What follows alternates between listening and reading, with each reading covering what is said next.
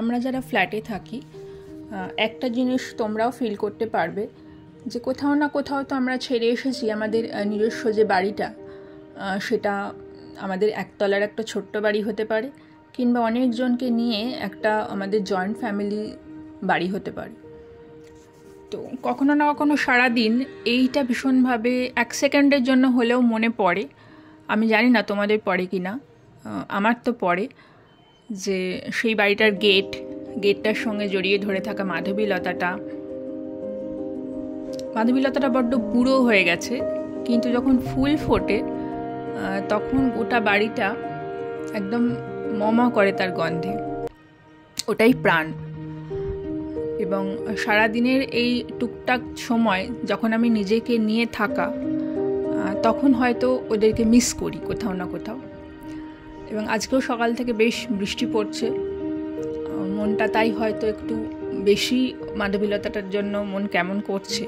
কখনো কখনো মনে পড়ে যায় লাল মেঝেটার কথা। খুব প্রিয় আমার, খুবই প্রিয় আমার লাল মেঝে। এবং এগুলো একটা টুকরো টুকরো স্মৃতি যেগুলো আমাদের ঘিরে থাকবে। আমার মতো তোমাদেরও কোথাও না কোথাও ঘিরে আছে, থাকবে মিষ্টি স্মৃতি। সব থেকে বড় কথা, এটা আমাদের ভীষণ একটা মিষ্টি স্মৃতি। তো যে সময়টা আমি একা থাকি তখন আমার একটু এটা নেশা যে ঘরের জিনিস এদিক ওদিক করা বা একটু অন্যরকম সাজিয়ে দেখা তাদেরকে কেমন লাগছে। আজকে যেমন এই টেবিল ক্লথটাকে আমি একটু ব্যতিব্যস্ত করছি। ও চাইছে কি চাইছে না আমি জানি না, আমি চাইছি ওকে ড্রেস চেঞ্জ করে দেবো। তো পুজোর সময় এই ড্রেসটা দিয়ে আমি ওকে সাজিয়েছিলাম। আজকে আমার মনে হচ্ছে না, ওকে একটু অন্যভাবে সাজাই।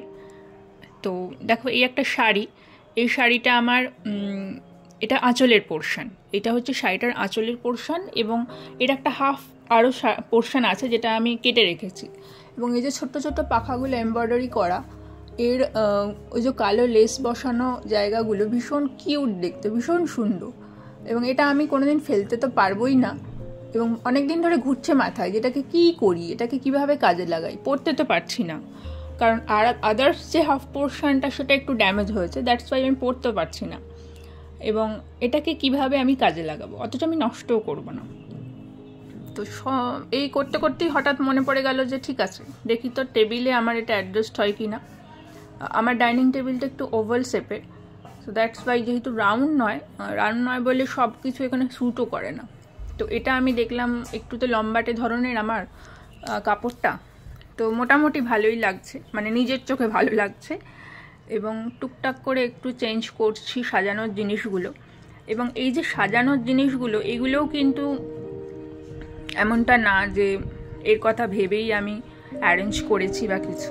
ঘরের মধ্যে যা এদিক সেদিক পড়ে থাকে বা এদিক ওদিকে যা থাকে সেগুলো দিয়ে আমি সাজানোর চেষ্টা করি, নিজের মতো করে একটু রাখার চেষ্টা, নিজের চোখে একটু ভালো লাগার চেষ্টা। কারণ একটা বাড়ি তো ইটকাঠ পাথরের তৈরি, সেটার মধ্যে প্রাণ আমার মনে হয় এরাই নিয়ে আসে। আমরা কেউ নই তাদের মধ্যে প্রাণ আনার। ওরা ওদের নিজ গুণে সেই প্রাণ সৃষ্টি করে, একটা বাড়িকে ঘর বানায়। এই যে ছোট্ট পাখা দুটো দেখছো, এগুলোরও একটা ছোট্ট গল্প আছে, বলবো একদিন।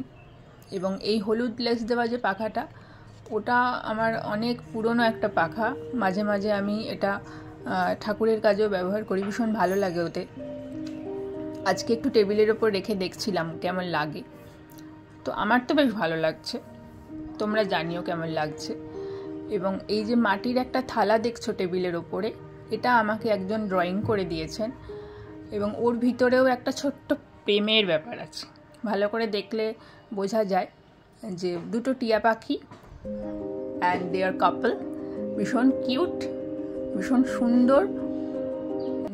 এবং আমি যখন সকালবেলা ঘুম থেকে উঠে ডাইনিং টেবিলটার কাছে আসি, আমি ওদেরকে মন দিয়ে একবার দেখি, কি সুন্দর যেন মনে হয়। আর মানি প্ল্যান্টটার সঙ্গে ওদের কম্বিনেশনটা এত ভালো লাগে দেখতে, যেন মনে হয় ওরা সত্যিকারে গাছে বসে আছে আর আমি ওদের দিকে তাকিয়ে আছি। ওখানে একটা ছোট্ট প্যাঁচা আছে, ওটা আমার ভাই এনে দিয়েছে শান্তিনিকেতন থেকে।